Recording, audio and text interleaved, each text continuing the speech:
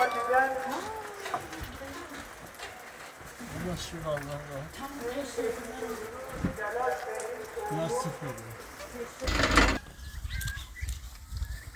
Umut Kervanı olarak kermes gelirlerinden elde ettiğimiz nakdi yardımları ailelerimize ulaştırıyoruz. Allah-u Teala kermeste bize yardımcı olan tüm hayırseverlerden razı olsun inşallah. Ve kabul edin, dua edersiniz.